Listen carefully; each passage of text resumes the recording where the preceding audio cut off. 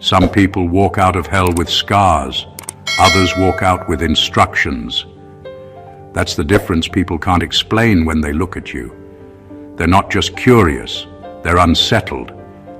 Because statistically, logically, and emotionally, you were not supposed to recover the way you did. Survival rates don't favor people who took repeated hits with no backup, no soft landing, and no pause button. Yet here you are, moving like nothing broke you, thinking clearly after chaos, rebuilding faster than the damage ever expected. That's not inspiration talk. That's an anomaly. Here's the uncomfortable fact most people won't say out loud. Trauma usually slows people down. Studies show prolonged stress rewires the brain toward caution, fatigue, and hesitation. Recovery is expected to be slow, uneven, and visibly messy. But you didn't follow the textbook. You recalibrated. While others needed time to find themselves, you redesigned yourself under pressure.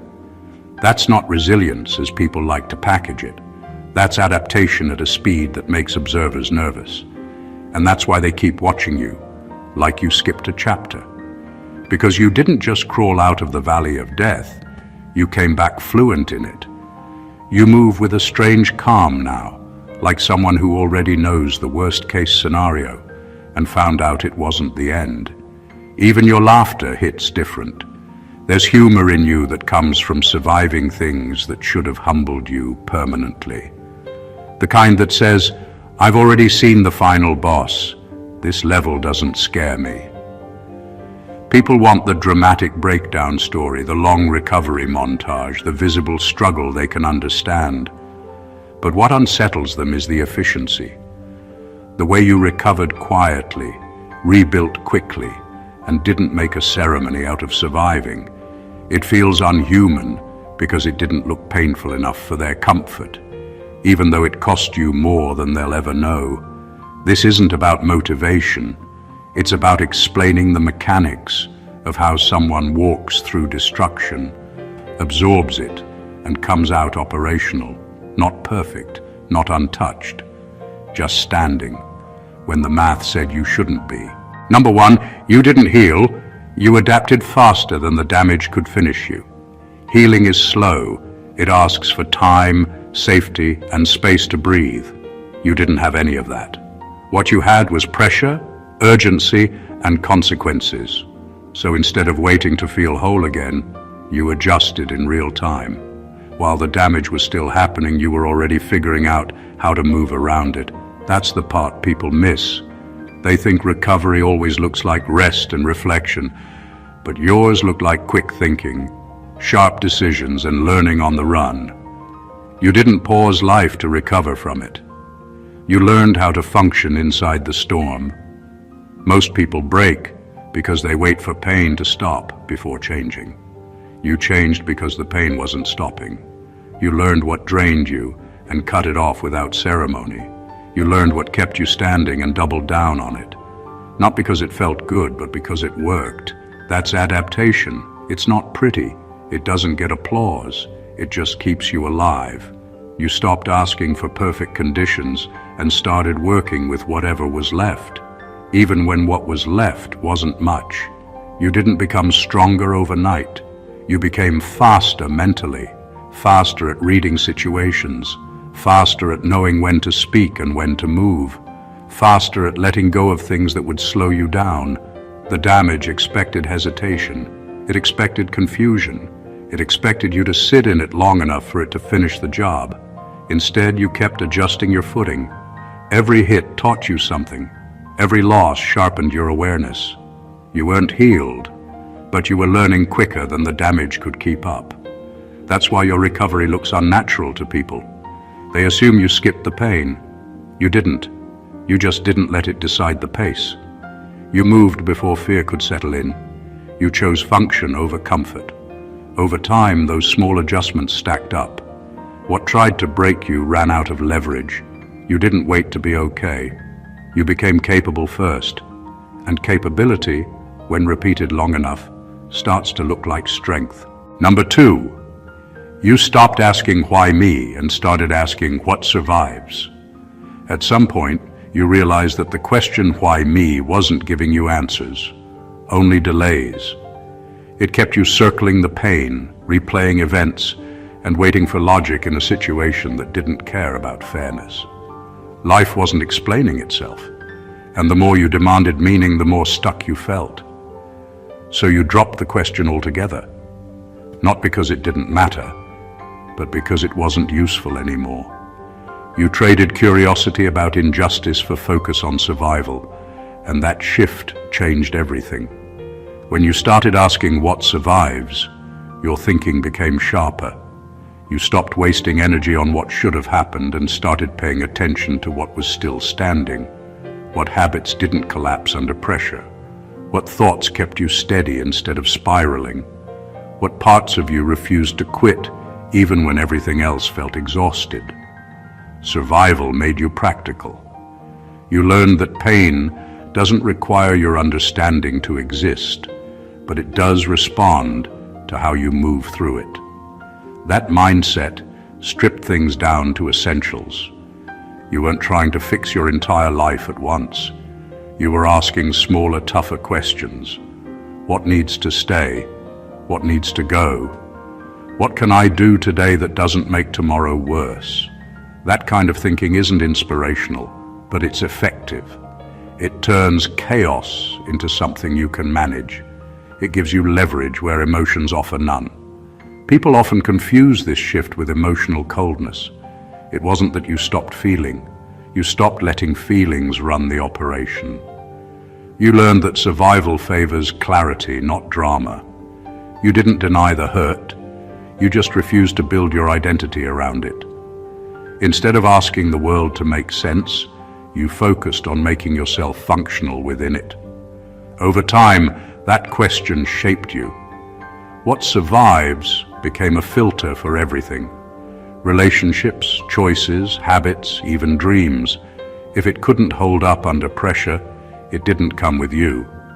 That's why you didn't just get through it. You came out more grounded. You didn't solve the mystery of why it happened. You solved the more important problem, how to stay standing when it did. Number 3, you learned pain has patterns, not just emotions. Pain isn't random. At first it feels like chaos, like the world is collapsing in ways you can't predict or control.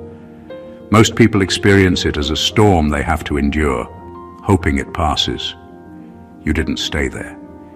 You started noticing the rhythm behind it, the way it flared up at the same triggers, repeated in cycles, and followed the same silent rules. Once you recognized that, pain stopped being something that merely hurt you. It became something you could study, something you could anticipate and work around. That's a level most people never reach. They feel it, they cry, they complain, they wait. You read it. It wasn't cold calculation, it was survival. You noticed how certain environments, conversations, or even thoughts made the pain spike. You learned which behaviors amplified it and which softened it, not by accident, but through observation and discipline. You weren't looking for pity or meaning, you were mapping the battlefield. That map let you move differently. You didn't avoid life, you avoided unnecessary suffering while still engaging with what had to be faced. Pain became predictable, and predictability gave you power. And then came the unexpected part. Once you understood the patterns, you started using them. You could prepare for the moments that would normally crush others. You could manipulate the rhythm to your advantage, turning emotional weight into fuel instead of drag. That doesn't mean you stopped feeling.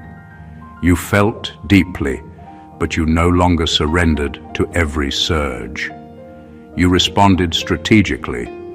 By the time others noticed, it looked like you'd bypassed suffering. They thought you were untouchable. The truth was sharper. You were a student of your own hardship, and that education made you unrecognizable to the pain that once owned you. Pain didn't end. You just learned to walk through it with awareness, timing, and precision. That's why recovery didn't break you, because you weren't moving blindly.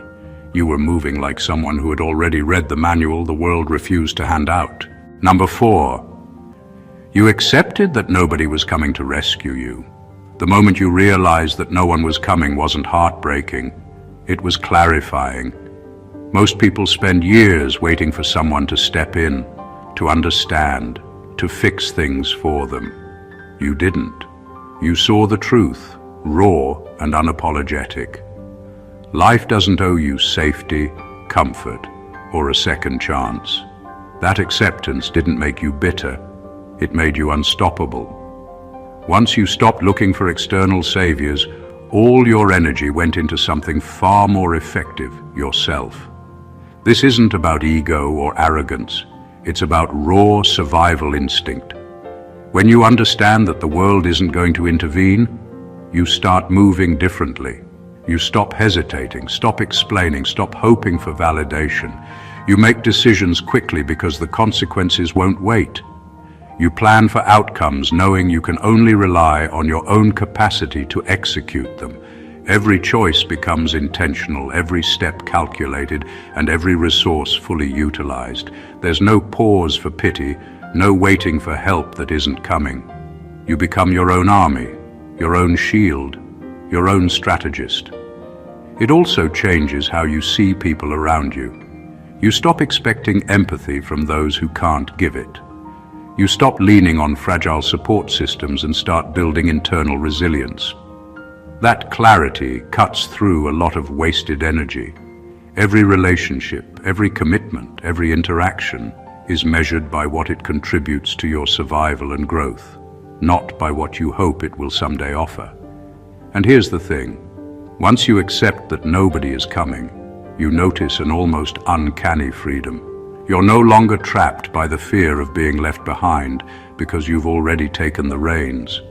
You walk through challenges with a kind of quiet authority because you know your fate isn't dictated by anyone else. You've built the kind of self-reliance most people talk about but never achieve. You didn't just survive the valley of death, you walked through it armed with the knowledge that the only rescue worth counting on is the one you orchestrate yourself. Number 5, you became resourceful because comfort was never an option. Comfort is a trap. Most people fail to realize it until it's too late. It lulls you into inaction, makes you dependent, and dulls your instincts. You didn't have that luxury. Your environment forced you to improvise, to think fast, and to do with less than what should have been enough. You became resourceful not because it was trendy or admirable, but because survival left no alternative. Every obstacle became a challenge to outsmart, every setback a test to find what worked, instead of waiting for someone to hand it to you. You learned to see opportunities in scarcity. Where others saw dead ends, you spotted loopholes, overlooked tools, and hidden advantages. You stopped relying on instructions, guides, or systems. You created your own methods, your own shortcuts, and your own strategies. The harsh reality didn't just demand resilience, it demanded creativity under pressure. And that creativity wasn't a hobby, it was a lifeline. Being resourceful also taught you how to leverage people, circumstances, and even mistakes. You noticed patterns others missed and used them to your benefit. When the path was blocked, you didn't wait for it to open. You found another route, built a bridge, or made one yourself. Your mind became a workshop, constantly evaluating, experimenting, and executing. Comfort could never have produced that level of mental agility.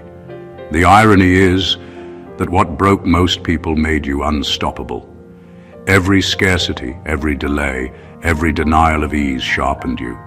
Resourcefulness became second nature, embedded in how you see the world and how you move through it. You didn't just survive with what little you had, you thrived, because thriving under pressure required thinking, acting and adapting in ways most never attempt. In the end, being forced out of comfort didn't weaken you. It gave you tools others never develop.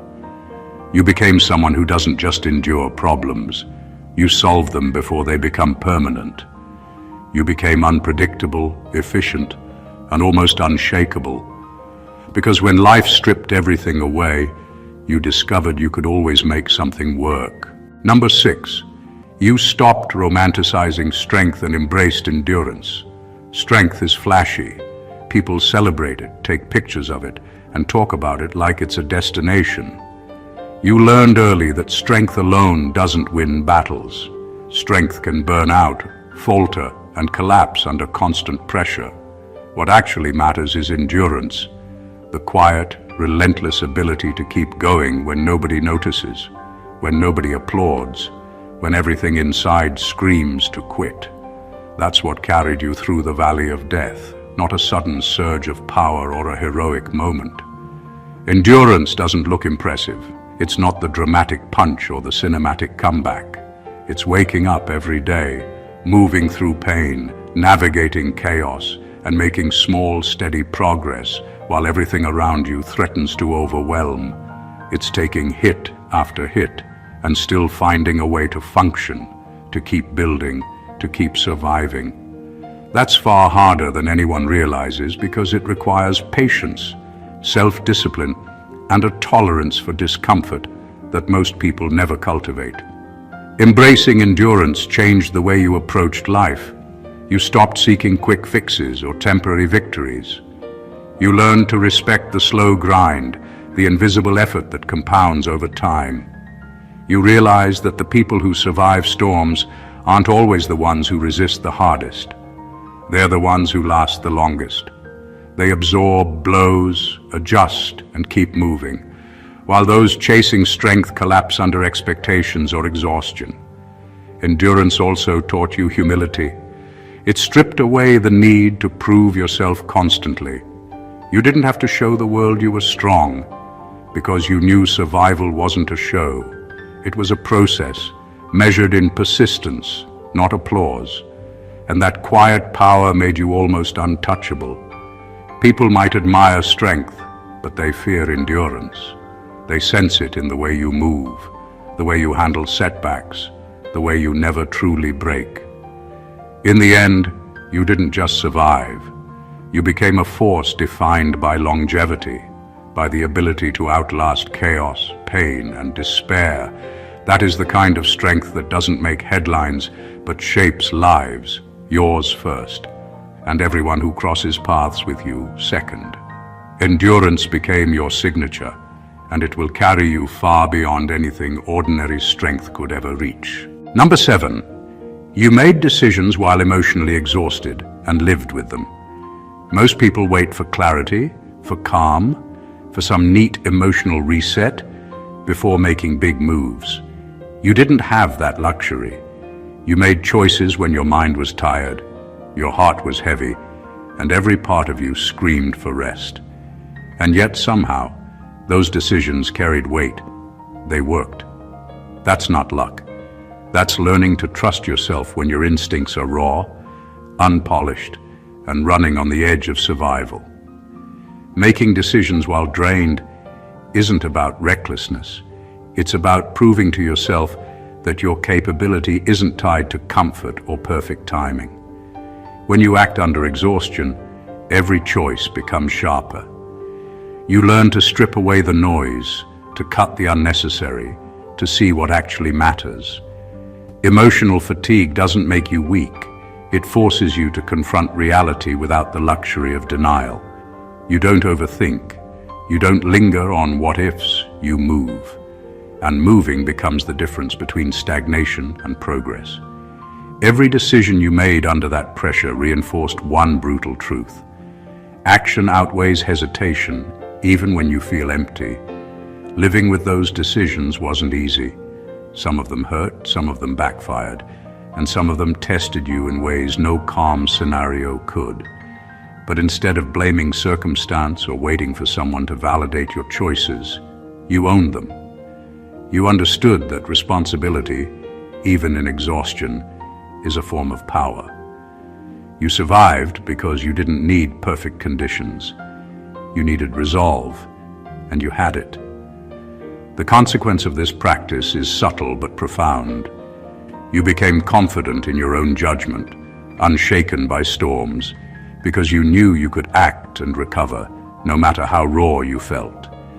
Emotional exhaustion became a teacher, not an enemy. And when people look at you, they notice it. The calm decisiveness, the silent authority, the way you navigate life without waiting for permission or perfect timing. You didn't just survive tired, you thrived through it, and that is something almost no one else can claim. Number 8, you let parts of yourself die so the rest could live. Survival isn't about holding on to everything you've ever been. It's about knowing what's worth keeping and what's dragging you under. You realize that some parts of yourself, old habits, worn-out beliefs, attachments to people or situations, were no longer serving you. They were heavy, toxic, and unnecessary. So you let them go. Not slowly, not ceremoniously, but decisively. You killed off pieces of yourself so the rest could breathe, adapt, and thrive. That's the kind of transformation most people fear, because it feels like loss. But you understood that letting parts die wasn't weakness. It was evolution. Every part you released created space. Space for clarity, space for strength, space for instincts you didn't even know were there. You didn't try to polish the parts you were leaving behind. You didn't apologize to them. You simply acknowledged that holding on to them would cost you more than letting them go. That kind of self-honesty is rare. Most people cling, hoping pain, failure, or fear will soften if they just hold on long enough. You didn't hope, you acted. This process also taught you precision. You learned to recognize what is truly essential, what is replaceable, and what is poison. Decisions became sharper because you had fewer internal battles. You weren't weighed down by old grudges, unnecessary expectations, or self-sabotaging habits. The parts that survived weren't just alive, they were optimized. They could think faster, act faster, and endure longer. You became a leaner, more formidable version of yourself. People notice it. They see someone who doesn't hesitate, who doesn't flinch at pressure, who moves with purpose. They don't understand the quiet deaths that made that possible. They don't see the pieces you left behind in the ashes, because the living parts are so dominant now. You didn't just survive the valley of death. You reconstructed yourself from it. You understood that growth sometimes demands sacrifice, not of life, but of the version of yourself that can't rise to meet the future. And that choice, that ruthless clarity, is what set you apart. Number 9, you didn't become fearless.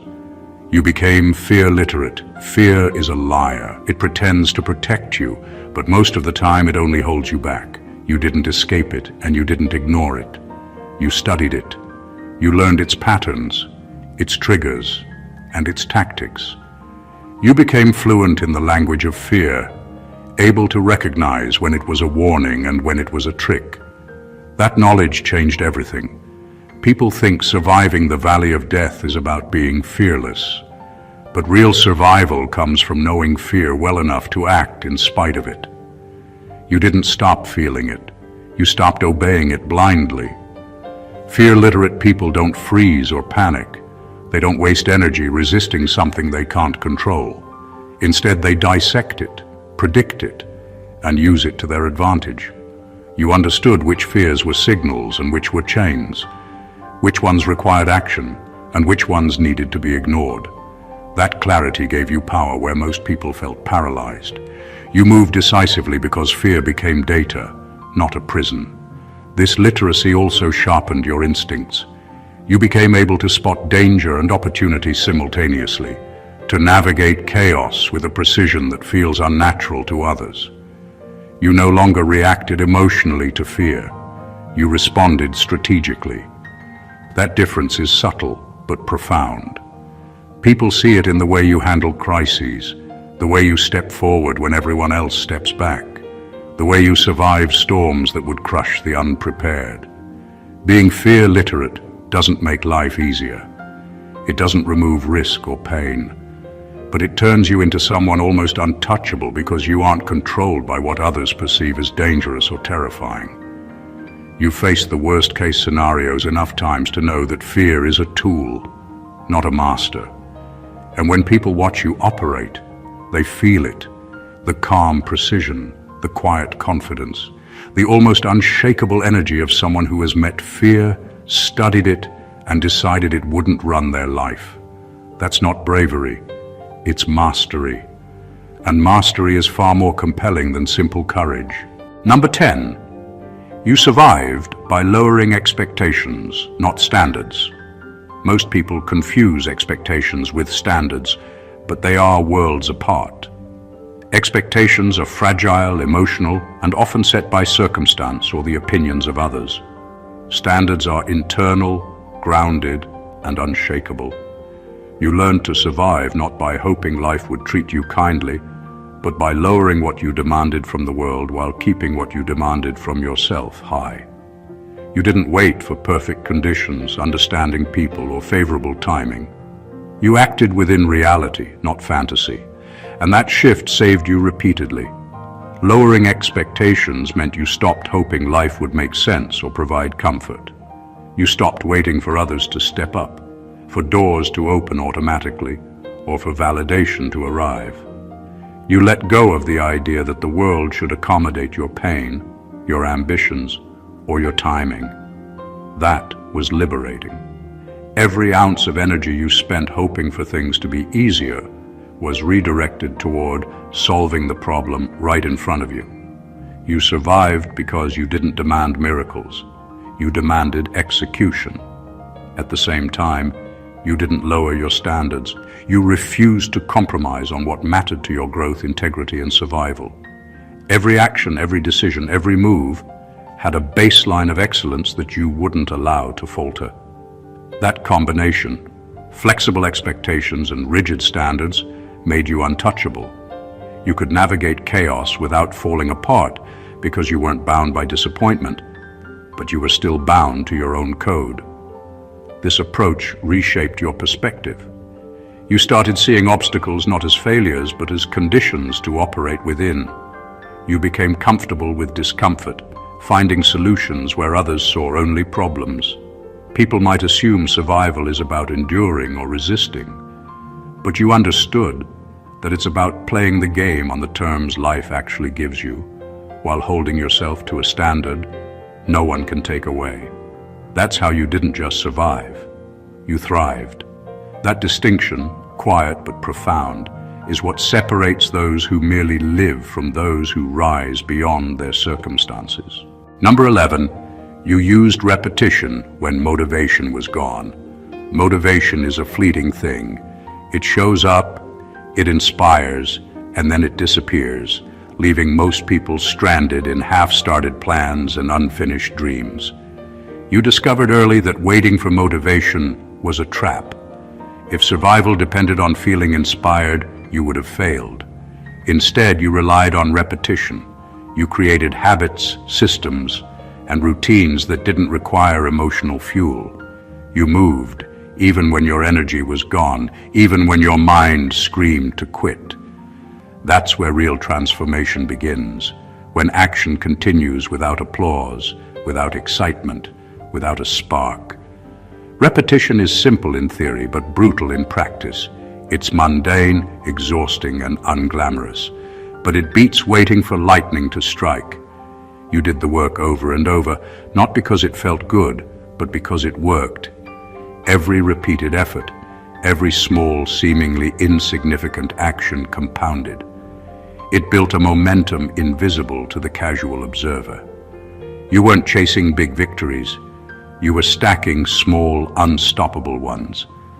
That's why when people look at your recovery, it feels unexplainable. They don't see the countless invisible repetitions that carried you through the valley of death. Using repetition when motivation is gone also trained your discipline. You became someone who doesn't rely on feelings to function. You became predictable in your consistency, unshakable in your progress, and patient with the grind. Motivation might ignite action, but repetition sustains it. It's the quiet force that turns survival into mastery, struggle into skill, and chaos into control. This approach reshaped your relationship with yourself. You learned that waiting for inspiration is optional. What matters is what you do consistently, especially when doing it feels impossible. You weren't superhuman. You were methodical. You didn't wait to feel ready. You prepared yourself through action, one repetition at a time. And over time, those repeated steps added up to results that looked miraculous to everyone else. But to you, they were simply the product of relentless, disciplined movement when others would have stopped. That's why repetition became your secret weapon, and why it transformed exhaustion into unstoppable progress. Number 12, you learned that recovery isn't linear, it's layered. Most people imagine recovery as a straight path, a steady climb from darkness to light. That's not how it works, and you learned that the hard way. Recovery is messy. It comes in layers, overlapping, twisting, and sometimes retreating before moving forward again. Every time you thought you had escaped one part of the pain, another layer revealed itself, often more stubborn, sharper, and more complex than the first. Instead of getting frustrated, you learned to navigate it. You realized that healing doesn't demand perfection. It demands patience, awareness, and the willingness to keep rebuilding, even when progress feels invisible. Each layer you faced required a different skill, a different kind of resilience. Emotional wounds had to be tolerated while physical, financial, or relational pressures demanded action. You couldn't treat everything at once. You prioritized, adapted, and returned to challenges in cycles, peeling one layer at a time. That's why your recovery looks effortless to others. It wasn't, it was strategic. You learned to handle complexity without panic, to endure contradictions, and to embrace the reality that one setback didn't erase the progress you had already made. Understanding recovery as layered also changed your perspective on mistakes and setbacks. You stopped expecting yourself to be fully healed in a single sweep. Every stumble was just another layer revealing what needed attention, another opportunity to build depth. That mindset gave you patience without passivity, action without recklessness, and focus without rigidity. You became someone who could operate under pressure while still attending to the subtler, slower aspects of growth. By the time people notice you thriving, they assume you've always been strong. The truth is far more impressive. You didn't just push through, you learned the architecture of survival. You understood that pain, loss, and struggle accumulate like layers, and you became skilled at navigating them without losing your footing. That mastery of layered recovery made you not just resilient, but almost unshakable. A person who doesn't just survive the valley of death, but emerges layered, fortified, and untouchable in ways few ever comprehend. Number 13. You stopped explaining your pain to people who benefited from your silence. For a long time, you probably tried to make others understand what you were going through. You broke yourself down, layer by layer, hoping someone would notice, empathize, or step in. Most of the time, that effort was wasted. Some people weren't there to help. They were there to watch, judge, or even benefit from your struggle. Eventually, you realized that explaining your pain didn't heal you, it just gave others a front row seat to it. So you stopped. You stopped narrating your suffering, stopped seeking validation from those who had no intention of offering it, and stopped giving away pieces of yourself that didn't need to be seen. That choice wasn't cruelty, it was survival. Silence became your shield. You learned that there's a power in holding your story close, in letting your actions, not explanations, communicate what you've endured. People start noticing differently when you don't plead for understanding. Your presence, your calm, your progress, all of it speaks louder than any words could. And those who truly matter will feel it without a play-by-play. Those who don't, they weren't worth your energy anyway. With this shift, you gained focus. You could put energy into building yourself rather than justifying yourself. You didn't waste time convincing bystanders or wrestling with judgment. Instead, you channeled your pain into strategy, endurance, and adaptation. You became a person whose results carried the weight of their struggles without having to spell it out for anyone. This discipline also changed the way you interacted with the world. You learned to recognize who deserved your trust and who didn't. You kept your experiences private, but you didn't hide your growth. You didn't need to explain your scars. You let your life tell the story. And that made you unshakable. People notice a person who thrives quietly. They respect someone who suffers, learns, and acts without seeking permission or sympathy. By stopping explanations, you reclaimed control over your narrative, and that control made you stronger, sharper, and almost untouchable. Number 14. You came back different because death brushed you and missed. When most people face life-threatening moments, they emerge shaken, fragile, and cautious. You came back changed in a way that isn't soft, isn't tentative, and isn't easily understood. Death brushed against you, close enough to leave marks, close enough to teach lessons that nobody else could comprehend, and yet it didn't take you. That near brush transformed you from someone who simply survived into someone who moves through the world with a quiet, almost unspoken authority. People can feel it before they understand it. They notice the intensity in your calm, the precision in your decisions, the weight behind your presence. The difference isn't physical, it's almost impossible to describe. You carry a deep-rooted understanding that life is finite, fragile, and unpredictable, that awareness sharpens instincts, amplifies intuition, and rewires priorities. Trivial fears and distractions lose their grip.